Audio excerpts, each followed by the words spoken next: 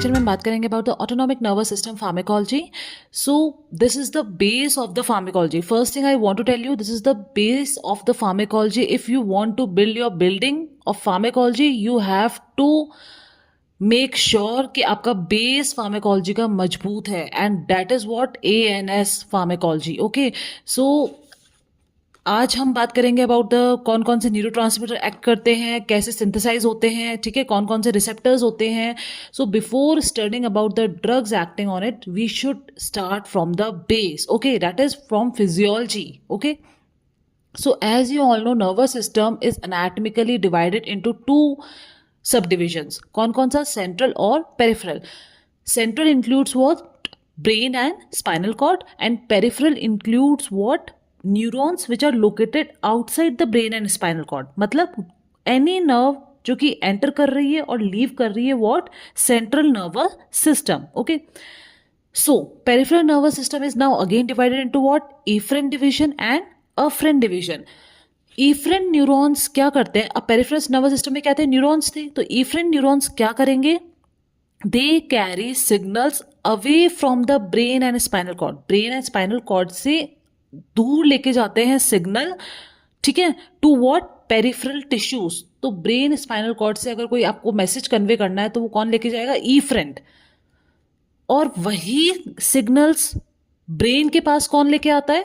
Afferent division. ठीक है, afferent neurons bring information from what? Periphery to the CNS. ठीक है, सो बेसिकली अफरेंट न्यूरॉन्स क्या provide करते हैं? सेंसरी इनपुट, ताकि क्या हो सके?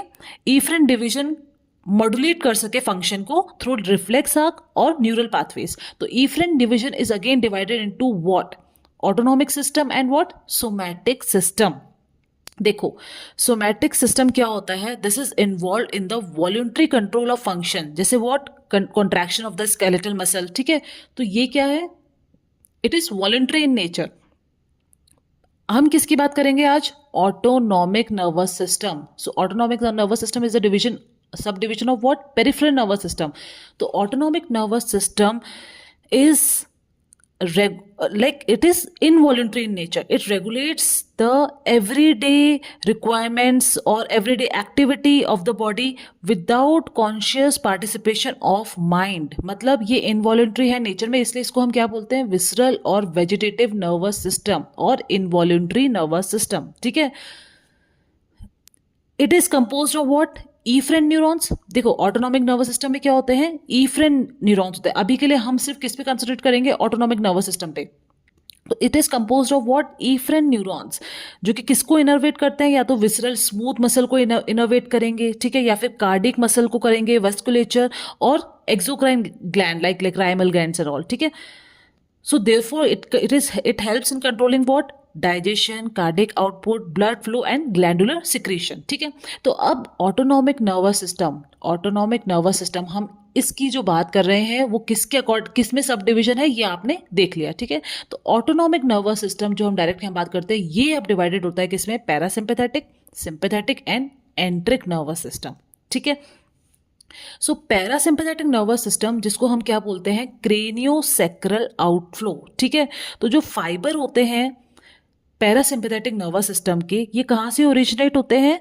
From cranial nerves. ठीक है, किससे होते हैं originate? From cranial nerves, that is 3, 7, 9, 10. कौन से क्रेनियल नर्व से ओरिजिनेट होंगे ये फाइबर्स? From 3, 7 and 9 and 10. ठीक है, 3, 7, 9, 10 क्रेनियल नर्व से ये फाइबर्स क्या होंगे? ओरिजिनेट होंगे. And also from sacral 2, 3, 4. Okay, तो that's why it is called as craniosacral outflow. Sympathetic को हम बोलते हैं थोरैकोलंबर आउटफ्लो. क्यों? क्योंकि इसके फाइबर्स कहाँ से ओरिजिनेट हो रहे हैं? From thoracic and lumbar spinal cord, basically from T1 to L2. That's why it is called as thoracolumbar outflow. तो हमें जो कंसंट्रेट करना है, ये जो पूरा टॉपिक है ऑटोनॉमिक नर्वस सिस्टम फार्माकोलॉजी, ये किसके ऊपर बेस्ड है? सबसे पहले हम पढ़ेंगे पैरासिम्पैथेटिक और फिर हम पढ़ेंगे सिंपैथेटिक, मतलब drugs acting on parasympathetic system.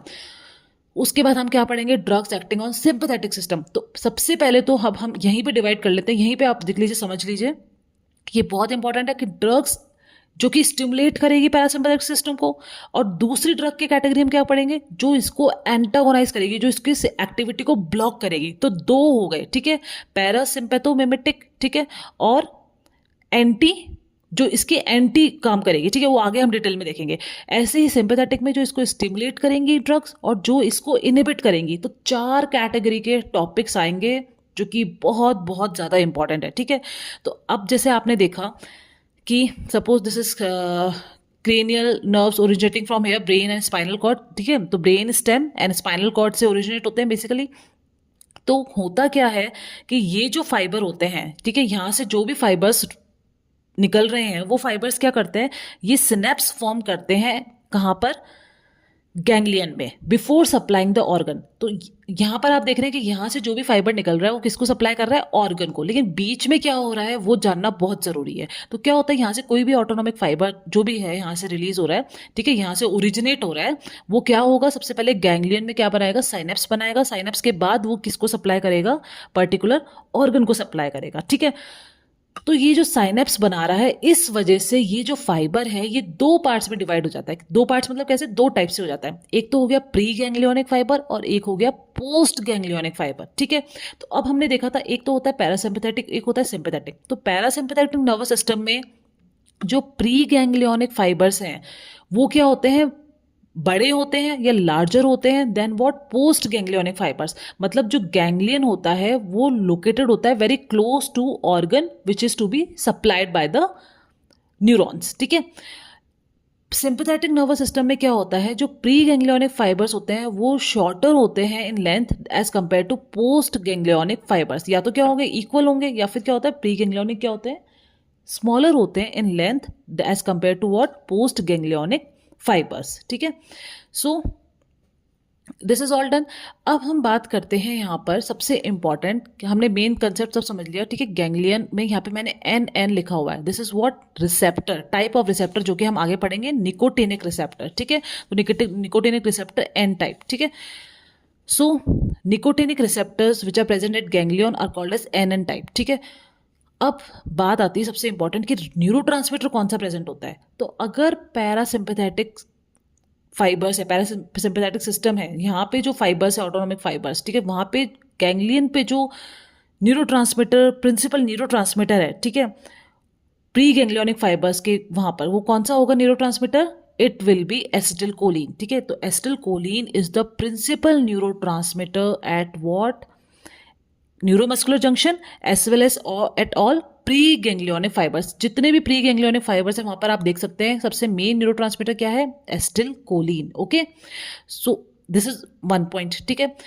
Next point क्या है कि पोस्ट गैंग्लियोनिक फाइबर्स पे जो न्यूरोट्रांसमीटर रिलीज हो रहा है वो कौन सा है, ठीक है। देखो प्री गैंग्लियोनिक पे तो आपने देख लिया सब जगह एसिटिलकोलिन है, it is the main neurotransmitter. Post ganglionic fibres पे न्यूरोट्रांसमीटर कौन कौन सा है, एक तो हो गया एसिटिलकोलिन, ठीक है, ये कहाँ पर है, एक आप देख रहे हो नॉर एड्रेनलिन है। तो अब इसमें डिफरेंस क्या है कि एसिटिलकोलिन तो कहाँ पर होगा, जहां पर पैरासिम्पैथेटिक सिस्टम है, ठीक है। तो पैरासिम्पैथेटिक सिस्टम में न्यूरोट्रांसमीटर जो रिलीज होता है पोस्ट गैंग्लियोनिक फाइबर्स में वो कौन सा होता है, एसिटिलकोलिन, ठीक है। और सिंपैथेटिक सिस्टम में जो पोस्ट गैंग्लियोनिक फाइबर्स हैं वहां पर मोस्ट कॉमनली कौन सा न्यूरोट्रांसमीटर होता है, नॉर एड्रेनलिन, ठीक है। मेनली नॉर एड्रेनलिन होगा, और क्या हो सकते हैं, डोपामीन हो सकता है, कहां पर, जहां पर रीनल एंड मिजेंट्रिक वेस्कुलेचर है, ठीक है। या फिर क्या हो सकता है सिंपैथेटिक सिस्टम में, और कोई और क्या हो सकता है पोस्ट गैंग्लियोनिक फाइबर्स पे, एसिटिलकोलिन, ठीक है। This is very like strange, क्यों, क्योंकि एसिटिलकोलिन तो कहाँ था, पैरासिम्पैथेटिक पे था। तो सिंपैथेटिक पे कैसे एसिटिलकोलिन है, तो वो कहाँ होता है, सिर्फ एक जगह होता है, वो होता है स्वेट ग्लैंड्स पे, ठीक है। That's why these are called as sympathetic cholinergic fibres, ठीक है। तो एसिटिलकोलिन कहाँ होगा, अगर पोस्ट गैंग्लियोनिक फाइबर्स पे है सिंपैथेटिक सिस्टम में, तो वो किसको सप्लाई कर रहा है, स्वेट ग्लैंड्स को, ठीक है। और एड्रेनलिन भी होता है यहाँ इस जगह, if it is to be supplied for what, adrenal medulla, ठीक है। अगर पोस्ट गैंग्लियोनिक फाइबर्स है कहाँ पर, एड्रिनल मेडुला में, तो एड्रेनलिन होगा, स्वेट ग्लैंड से तो एसिटिलकोलिन होगा, डोपामिन कब होगा, रीनल एंड मेसेंट्रिक वेस्कुलेचर पे, और नॉर एड्रेनलिन है वो कहाँ पर होगा, like you can say in any most commonly जो एरियाज हैं लाइक कार्डियक हो गया, ठीक है, तो वहां पर क्या होगा, नॉर एड्रेनलिन, ठीक है।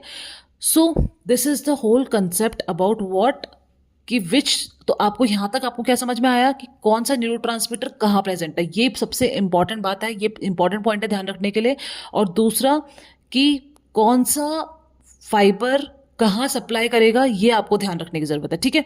तो अब हम बात करते हैं, हम आगे चलते हैं, हम जिसमें हम ये देखेंगे जो प्री गैंग्लियोनिक न्यूरॉन्स है, ठीक है, ये क्या करते हैं, कनेक्ट करते हैं किससे, गैंग्लिया से, ठीक है। अब गैंग्लिया क्या होता है, it is a like aggregation of nerve cell bodies, ठीक है, located in the peripheral nervous system. So जो गैंग्लिया है वो कैसे फंक्शन कर रहा है, बेसिकली एक रिले स्टेशन की जैसे फंक्शन कर रहा है, ठीक है, between the pre ganglionic neuron and the post ganglionic neuron. देखो प्री गैंग्लियोनिक न्यूरॉन को, ठीक है, आप क्या बोल सकते हैं, फर्स्ट नर्व सेल, और पोस्ट गैंग्लियोनिक न्यूरॉन को आप क्या बोल सकते हैं, सेकेंड नर्व सेल ऑल्सो, ठीक है। सो अब पोस्ट गैंग्लियोनिक जो न्यूरॉन है या पोस्ट गैंग्लियोनिक फाइबर है, ठीक है, ये क्या होता है, जनरली नॉन माइलेटेड होता है, और ये कहाँ पर टर्मिनेट करेगा, कोई भी effector organ such as visceral smooth muscle हो गया, कार्डिक मसल हो गया, एक्सोक्राइन ग्लैंड्स हो गए, ठीक है, तो ये वहां पर टर्मिनेट करेगा। तो जो भी ऑटोनॉमिक फाइबर ओरिजिनेट हो रहे हैं फ्रॉम क्रेनियल और स्पाइनल कॉर्ड, ठीक है, वो जाकर कहाँ साइनेप्स करेंगे, गैंग्लियन में, ठीक है, relay station, it will act as a relay station for the, यहाँ से post ganglionic fibres will supply to what, effector organs, ठीक है, and the response will be generated. So this is the whole process. अब हम आगे बढ़ते हैं। सबसे इंपॉर्टेंट बात जो ध्यान रखने की है, आपको ये पता होना चाहिए कि सिंपैथेटिक सिस्टम और पैरासिम्पैथेटिक सिस्टम का काम क्या है। देखो जो सिंपैथेटिक सिस्टम का काम है और जो पैरासिम्पैथेटिक सिस्टम का काम है, वो ही ड्रग्स भी उसी को ही फॉलो करेगी। तो आपको अगर ये पता है कि सिंपैथेटिक सिस्टम क्या करता है, तो ड्रग्स भी वही काम करेगी जो ड्रग स्टिमुलेट कर रही है इस सिस्टम को, ठीक है। कैसे, देखो सिंपैथेटिक, इसको याद करने का तरीका क्या है, सबसे पहले हम बात करते हैं कि सिंपैथेटिक सिस्टम का हार्ट पे क्या इफेक्ट होता है, ठीक है। तो सिंपैथेटिक सिस्टम इस तरह से याद कर लो कि सिंपैथेटिक सिस्टम की सिंपैथी है टुवर्ड्स व्हाट, हार्ट, तो वो उसको क्या करेगा, स्टिमुलेट करता है। तो पैरासिम्पैथेटिक सिस्टम क्या करेगा, इसको डिप्रेस करेगा, ठीक है। सो सिंपैथेटिक सिस्टम ने स्टिमुलेट किया है, पैरासिम्पैथेटिक ने डिप्रेस किया। अब जो बाकी के फंक्शन है, लाइक ऑन लंग्स हो गया, जीआईटी हो गया, ठीक है, यूरिन आउटफ्लो हो गया, वो सब ऑपोजिट कर दो आप। सिंपैथेटिक में क्या होगा, डिप्रेस होंगे, और पैरासिम्पैथेटिक में क्या होंगे, स्टिमुलेट होंगे। आपको बस एक चीज ध्यान रखने की जरूरत है कि हार्ट के प्रति सिंपैथेटिक सिस्टम की सिंपैथी है, तो इसको स्टिमुलेट करता है, बाकी पैरासिम्पैथेटिक क्या करेगा, इसको डिप्रेस करता है। और बाकी और जो कोई भी ऑर्गन पे एक्शन है वो क्या है, ऑपोजिट है। सिंपैथेटिक तो डिप्रेस करेगा और पैरासिम्पैथेटिक स्टिमुलेट करेगा, ठीक है। तो ब्रोंकस में क्या होगा, स्टिमुलेट नहीं होगा, कॉन्ट्रैक्ट नहीं होगा, क्यों, क्योंकि सिंपैथेटिक के बाकी ऑपोजिट है एक्शन, हार्ट पे ही केवल स्टिमुलेट है।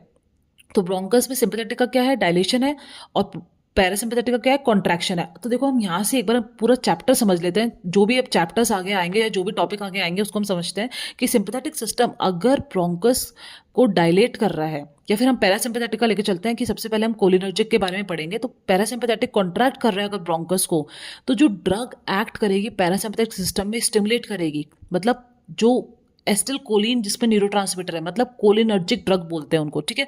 तो वो ड्रग क्या करेगी, जैसे पैरासिम्पैथेटिक सिस्टम को स्टिमुलेट करेगी, तो क्या होगा एट द एंड रिजल्ट, उस ड्रग का भी क्या एक्शन होगा, कॉन्ट्रैक्शन ऑफ ब्रोंकस, ठीक है। मतलब अगर एजमेटिक पेशेंट है, किसी को एजमा है, तो उस पेशेंट में कोलिनर्जिक ड्रग्स आपको नहीं देनी है, क्योंकि वो क्या हो रहा है, ब्रोंकस का कॉन्ट्रैक्शन हो रहा है, ठीक है।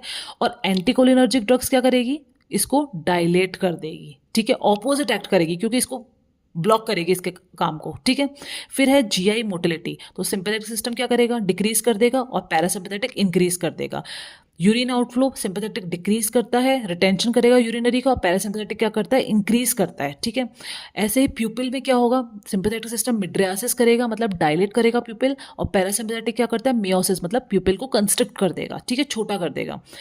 सिक्रीशंस में क्या होता है, सिंपैथेटिक सिस्टम डिक्रीज करते हैं सिक्रीशन, एक्सेप्ट व्हाट, स्वेटिंग, क्योंकि स्वेटिंग किससे रेगुलेट होता है, एस्टिल कोलिन से, ठीक है। और पैरासिम्पैथेटिक क्या करता है, इंक्रीज करता है सिक्रीशन, ठीक है। तो देखो पैरासिम्पैथेटिक इंक्रीज करता है सिक्रीशन, और एस्टिल कोलिन है कहाँ पर, सिंपैथेटिक सिस्टम में, तो यहाँ भी क्या होगा, स्वेट ग्लैंड्स का क्या होगा, सिक्रीशन इंक्रीज हो जाएगा, ठीक है, स्वेटिंग होगी। तो इससे आपको ये समझ में आया कि पैरासिम्पैथेटिक में जो मेजर न्यूरोट्रांसमीटर है वो एस्टिल कोलिन है, और सिंपैथेटिक में क्या है, नॉर एड्रेनलिन, डोपामीन और एड्रेनलिन। ये 3 तरह की चीज़ें आपको समझ में आ चुकी है अच्छे से। तो आगे चलते हैं about the synthesis of synthesis and release of what acetylcholine from cholinergic neurons. ठीक है, तो देखो होता क्या है, suppose this is the neuron. ठीक है, अब इस न्यूरॉन में क्या हो रहा है, कोलिन और एस्टिल कोएंजाइम ए साथ में मिलके क्या सिंथेसाइज कर रहे हैं, acetylcholine in the presence. और इस रिएक्शन को कौन कैटलाइज कर रहा है, कोलिन एसिटिल ट्रांसफरेज। ठीक है, तो सबसे पहला स्टेप क्या हुआ, सिंथेसिस ऑफ एसिटिल कोलिन। ठीक है, अब ये एसिटिल कोलिन क्या हो गया, सिंथेसाइज हो चुका है। ठीक है, अब इसके बाद क्या हो रहा है, ये एसिटिल कोलिन स्टोरेज वेसाइकल में स्टोर होके बैठ जाएगा। ठीक है, मतलब इसका अपटेक हो जाएगा इनटू द स्टोरेज वेसाइकल। अब ये स्टोरेज वेसाइकल में बैठा हुआ है।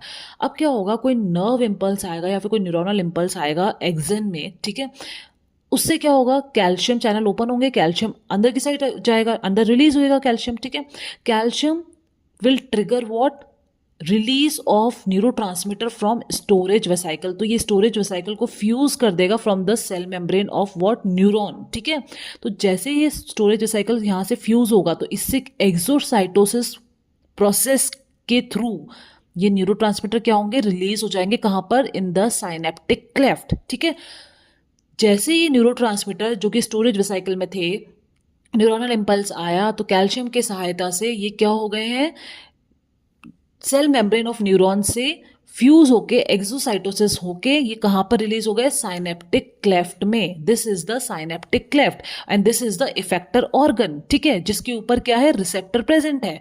हम ऑलरेडी रिसेप्टर्स वीडियो में डिस्कस कर चुके हैं, how receptors work, you can see in my playlist. ठीक है, on the channel.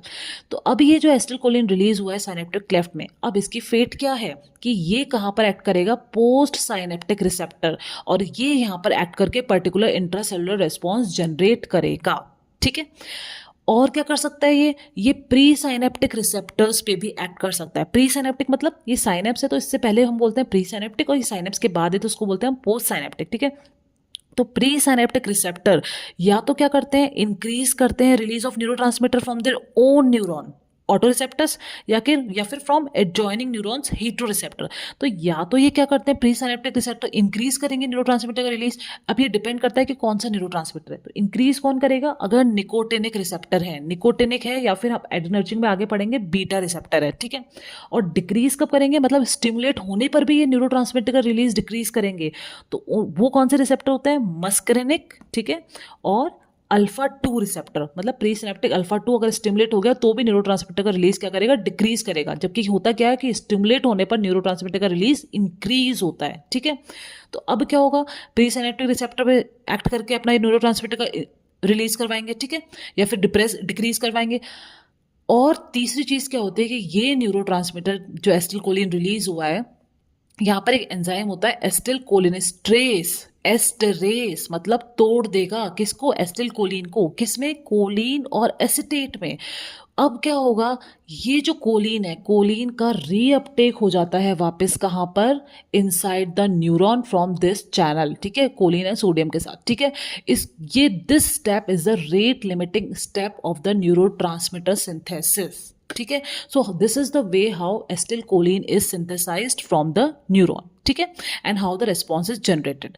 Now we will study about the what are the types of cholinergic receptors, जिनको हम क्या बोलते हैं, कोलिनोसेप्टर्स भी बोलते हैं। ठीक है, तो कोलिनर्जिक रिसेप्टर सबसे पहले हम स्टार्ट करेंगे चैप्टर और topic drugs acting on the parasympathetic system. तो उसके लिए आपको रिसेप्टर्स की जानकारी होना जरूरी है, कौन कौन से रिसेप्टर्स होते हैं। तो we have cholinergic receptor divided into 2 category, nicotinic and muscarinic. Nicotinic क्या होते हैं, एनएन और एनएम टाइप। ठीक है, एनएन कहाँ होते हैं, ganglia, you have already seen ganglia पे कौन कौन से हैं, एनएन रिसेप्टर। और एनएम कहाँ होते हैं, neuromuscular junction. NN is also present in adrenal medulla. Okay, coming to muscarinic receptor denoted by M, this is denoted by N. ठीक है, तो एम कितने टाइप के होते हैं, M1, M2, M3, M4 and M5। ठीक है, तो M1 कहाँ पे होते हैं, गैस्ट्रिक गैंग्लिया, और you can say gastric parietal cells में। ठीक है, M2 कहाँ पे होते हैं, हार्ट मसल्स में। ठीक है, हार्ट में और CNS में। M3 कहाँ होते हैं, आई, GIT, ब्लैडर, ब्रोंकस, ग्लैंड्स और CNS। और M4 एंड M5 कहाँ पे है, CNS में। तो मस्करिन रिसेप्टर की लोकेशन याद करना, कैसे याद करोगे, क्योंकि आगे एड्रेनर्जिक चैप्टर भी आएगा। ठीक है, एड्रेनर्जिक ड्रग्स भी आएंगी तो उनके रिसेप्टर्स, एड्रेनर्जिक रिसेप्टर कैसे याद करेंगे। तो सबसे इजी तरीका है कोलिनर्जिक रिसेप्टर्स की लोकेशन याद करने का कि M1 receptor is present on gastric, and M2 is on heart. तो गैस्ट्रिक मतलब आप सबसे पहले आपका काम क्या होता है, सबसे पहले आप क्या करते हैं, आपको खाना खाना होता है, ठीक है। Like you are earning for what, खाना खाने के लिए, ठीक है। आपको मेन आपका क्या है, how you will live, how you will survive, ठीक है। तो इट इज़ फूड बेसिकली। तो सबसे पहले आप क्या करें, क्या क्या इंपॉर्टेंट है आपकी लाइफ में, खाना खाना, ठीक है, ये सोच लो। तो M1 रिसेप्टर कहाँ पे है, गैस्ट्रिक पे। और दूसरा फिर क्या बचा, हार्ट, ठीक है। दूसरा किसका नंबर आएगा कि अगर खाना खाओगे तो हार्ट क्या रहेगा, हेल्दी रहेगा। तो सेकंड पोजीशन किसकी आ गई, हार्ट की। अब जो बाकी जितने भी बचे हैं, आई, GIT, ब्लैडर, ब्रोंकस, ग्लैंड्स, ठीक है, ये सब किस में आ जाएंगे, M3 में, और बाकी M4 और M5 CNS में, ठीक है। So this is the basic concept of the ANS pharmacology. Now next we will start the topic wise parasympathetomimetic drugs, okay, or drugs acting on parasympathetic system. So go through this video and watch it fully. Thank you for watching.